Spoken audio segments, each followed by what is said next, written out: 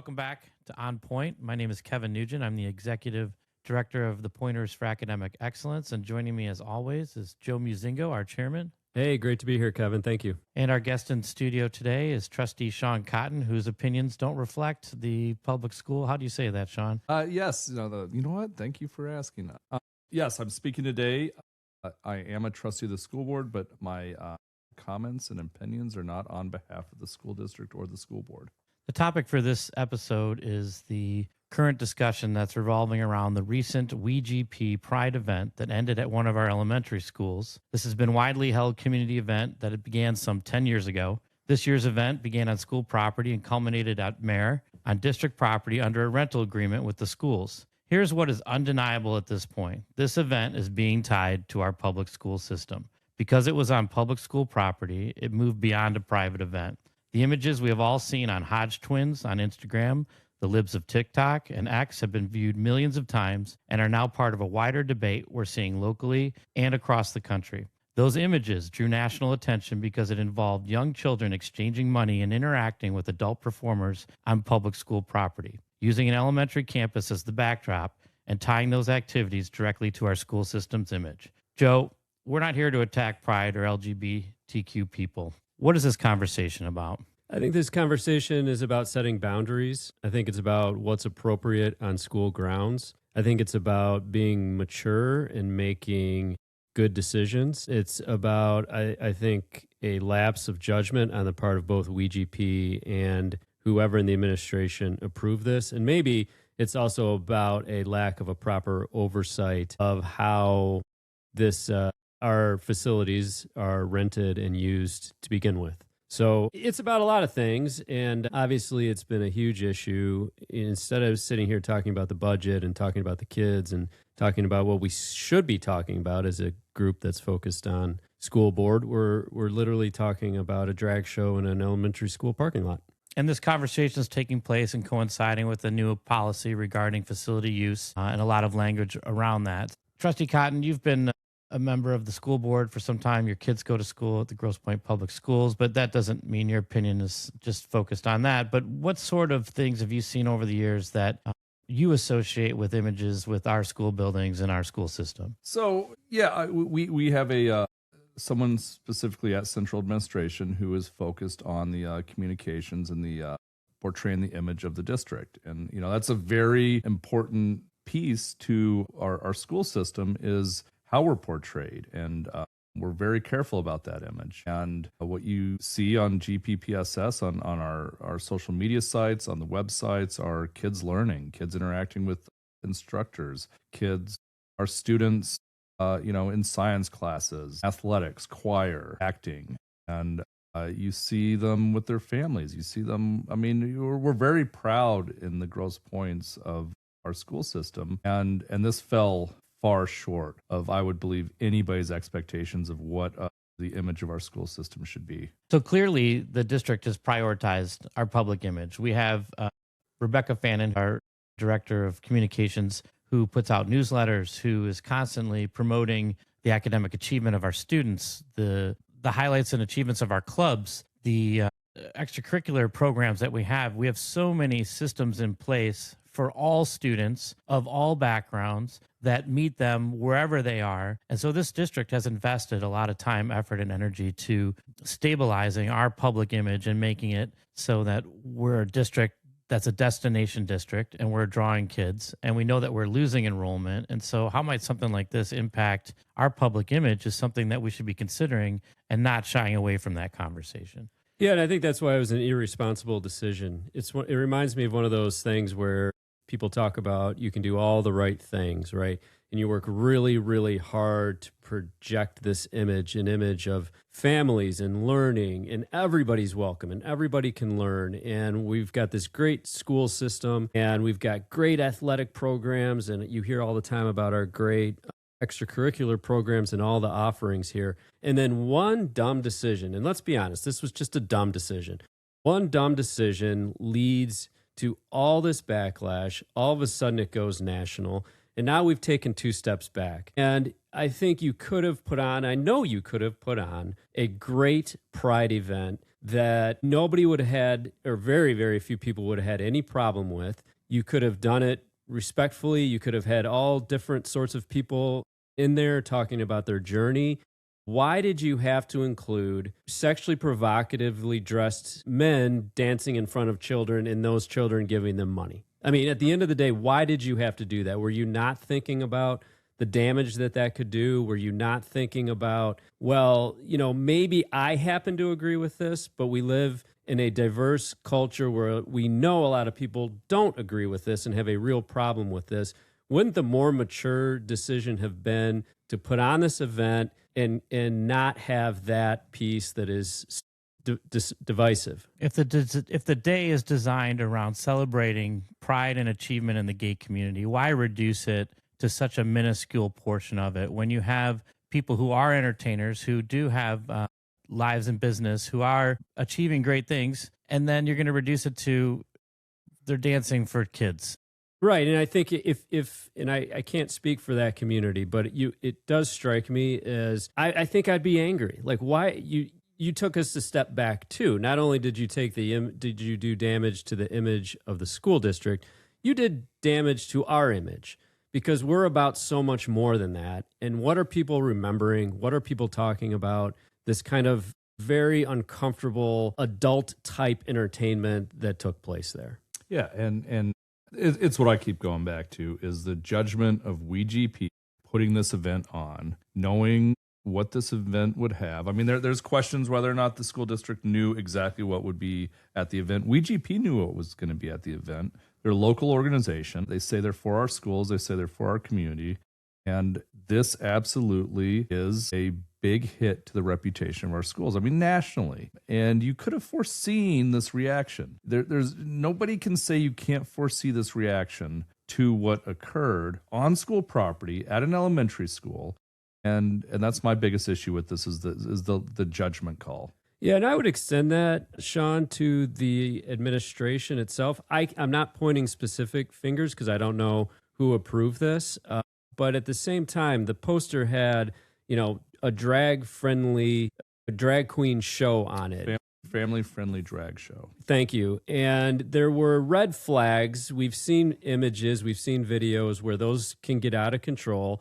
We know that there's been dancing and drag queen dancing at other Pride events on Kercheval. So at the very least, you would have thought that somebody in the administration would have said, okay, well, we want to make sure that this truly is family friendly and that we don't foresee any kind of trouble like this. I mean, I think it would have been pretty easy to flag that and be able to at least ask more questions about it. And I don't know if, as a former board president, is that something that maybe would have come to your attention in the past? Yeah, and first off, it's a fair criticism that the administration should have known what was going to happen. And also, I think we should touch on the official message that came out from the district. But yeah, as I was board president, and superintendents often will discuss sensitive information, sensitive issues with the board president because theoretically the board president holds 4 votes, and that's why you touch base with your board president,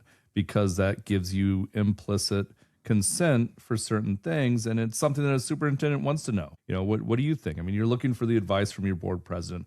I don't know if in this situation the current board president, Clint Derringer, was asked about it, or possibly the vice president, Colleen Warden. Both have, since the criticism came out, said that they supported the event. Clint, I think, online on Facebook, and Colleen Warden at the board table, she said that she supported the event. And I don't at this time specifically know who approved the event, but I do know that Dr. Andrea Tuttle did not. It was not passed by her. She did not approve it.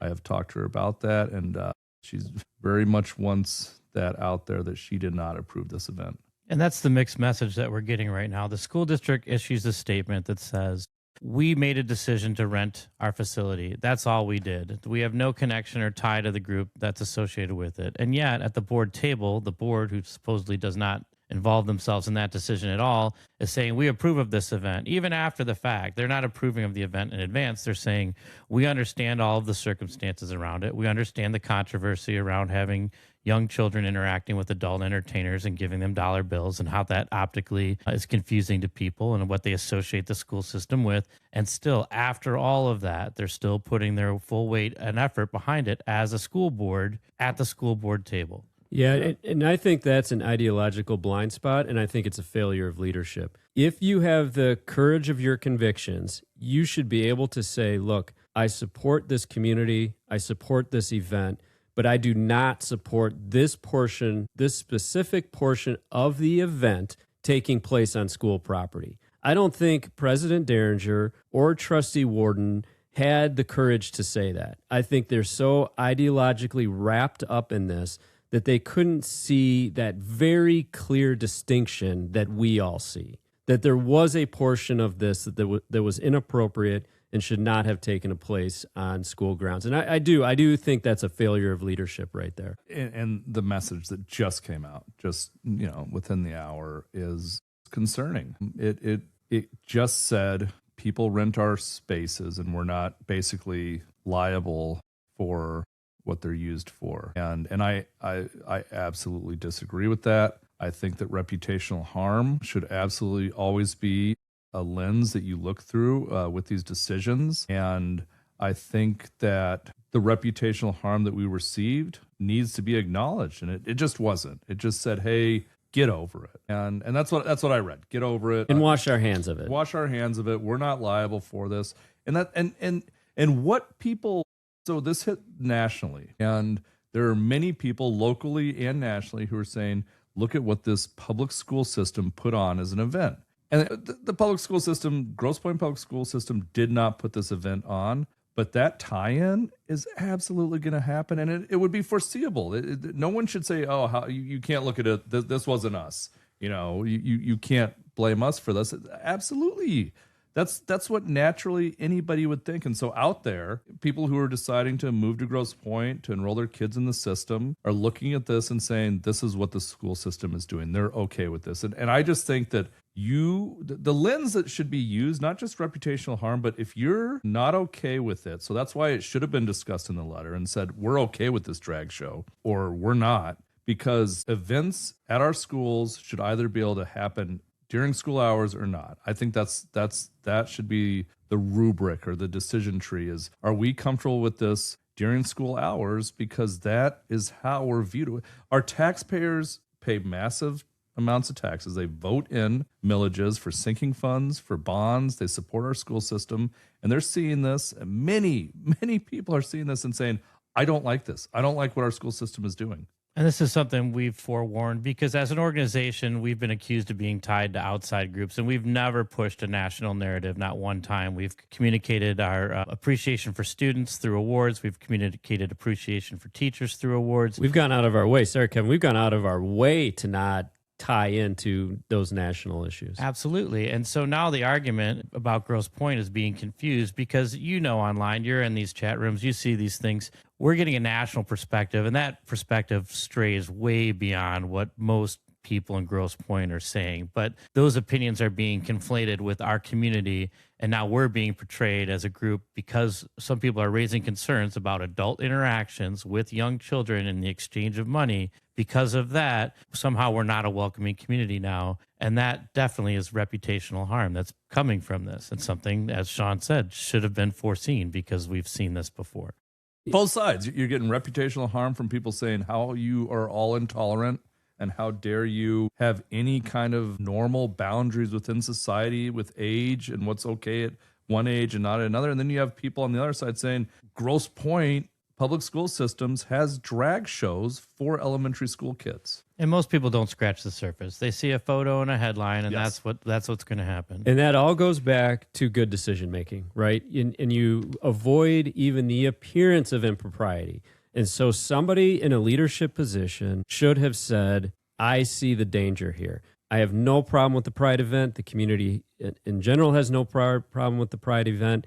What we have a problem with is the drag show. And so at the very least, tell me more what this is about. And the moment I think, and who knows exactly where you draw that line, but the moment I think somebody described this as an interactive drag show with little kids, I mean, if the red flag doesn't go off at that point, then you shouldn't be in a leadership position. And so this whole conversation ties back to the policy. There's no written standard for outside groups that's consistent. And so we invest all this time, effort, and energy into making sure that we have age-appropriate learning, age-appropriate instruction, that our teachers have a professional decorum and that they follow standards, rules, and practices of good instruction. And yet we only have one user group on the facilities where that applies, where public image is specifically cited as a reason for why a group would be turned down, but it's not listed anywhere else. Why does that standard exist for one set of user groups, but not across the board for all groups? Yeah, I mean, it's just for outside groups that are for profit. And somehow nonprofit groups, it's just you're a nonprofit group within the community. I mean, so the IRS is the standard.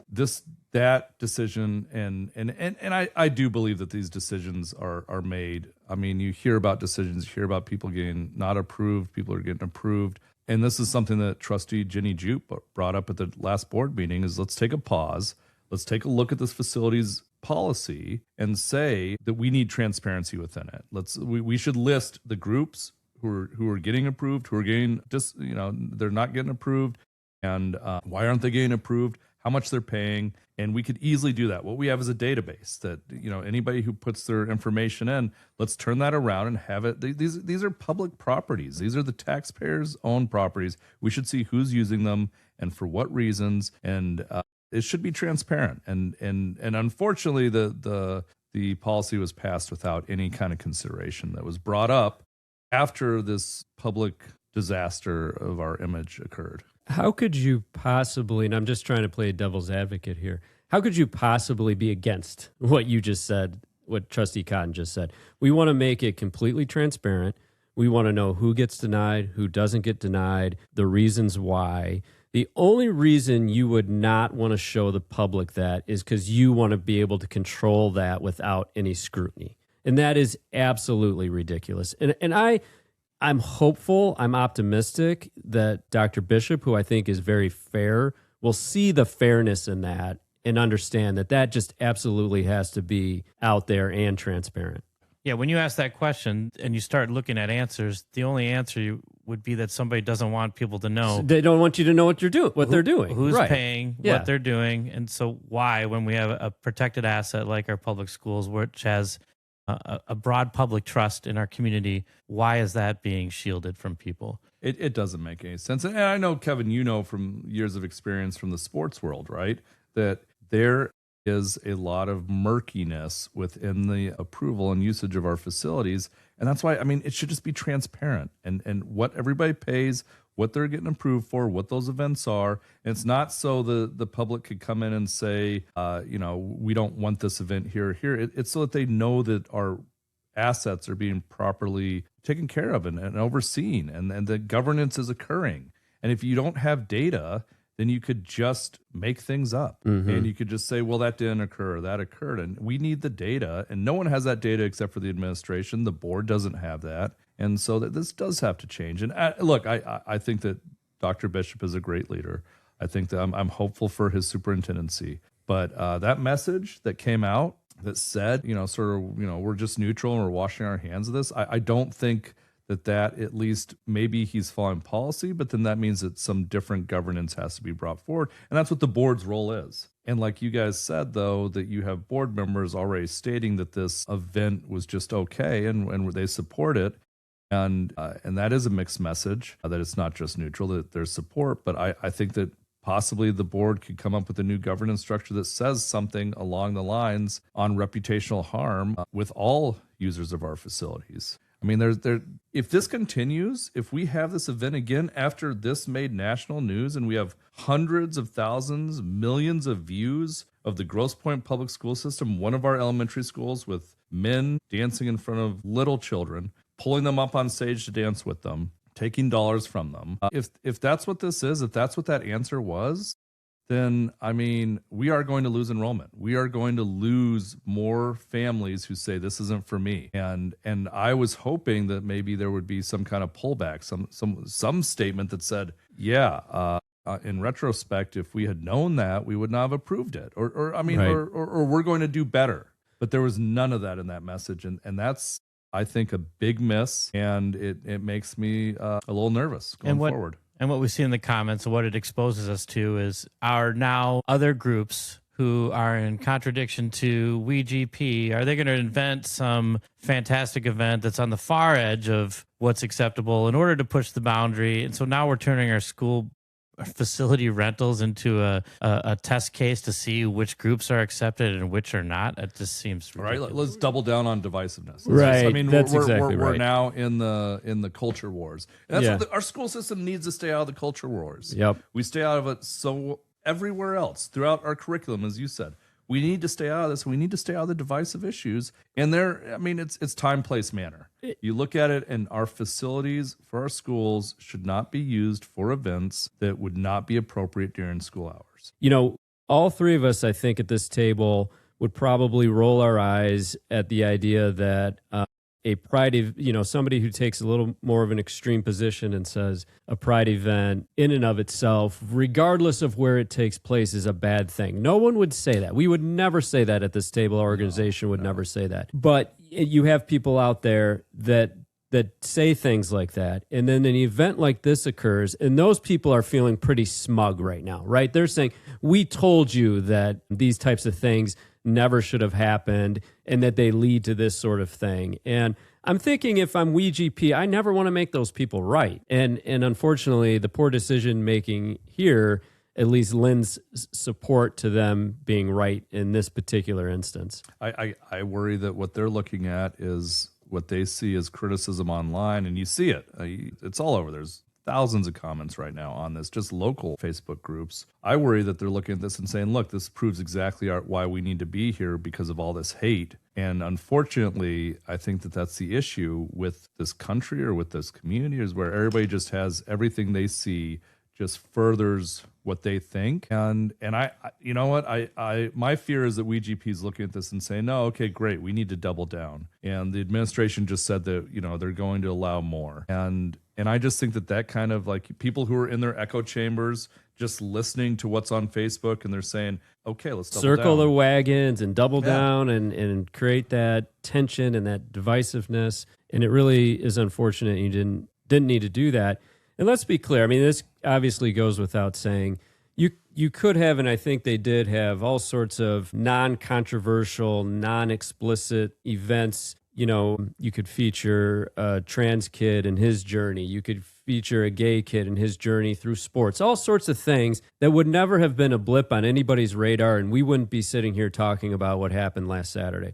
But it was that line in the sand that they decided to cross. I don't know if it was to be on purpose, to be controversial, if it was to try to get a lightning rod to try to create all of this. I hope not. But here we are talking about it, where they could have had a great event and moved on from there, and done better for their own public image, and not had this backlash against them. I think there's a national debate that people are having around drag shows, and they can have that debate. I'll leave it to them. Right. The WeGP could have done better to not bring that debate to our school system. I think it was intentional to bring that to our school system to lend credibility to that national debate. And that has always been the concern with our organization, is keeping things very focused on the public school system and our community, whereas other people will use the public school system as a launching pad for national debates, national issues. And that's what we really want to avoid. We want to keep the focus, has been said at the board table dozens of times. Let's keep the focus on the kids and on learning, and keep the focus off of negative attention for our community. Well, I think, correct me if I'm wrong, but I think another way of saying what you just said is WeGP put their own priorities ahead of the school district by doing this. They wanted to put this out there for their own purposes, if indeed they did this on purpose. And they said, basically, be damned the school system and the consequences that flow to it. We're making a point here. And I think that's really irresponsible. It's what a lot of people are saying or surmising. They started at a school at the start of their march. They marched to the parking lot of another elementary school. They were both elementary schools. And then they had a drag show in front of children where the entertainers took dollars from children in the parking lot of an elementary school. And that's really what a lot of people are looking at and saying this was on purpose. You'd have to be pretty naive not to say that that's on purpose, right? And all of which is to say, be a drag queen. No one's trying to stop you from living your life. Go have an event, a private event somewhere else. No one is trying to tell people what they can and can't be, but there's a time and place that's appropriate. And certainly, I think the vast majority of the community, both locally and nationally, don't think the appropriate place for that is an elementary school in front of little kids. No, the conclusion should be that the school system should have said no. WeGP should have never asked, but the school system should have said no. Right. And our focus should be and will continue to be on the achievements of the Grosse Pointe Public School system, all of our excellent educators and administration. And going forward, we hope that everyone makes careful decisions about the things that they do around our system.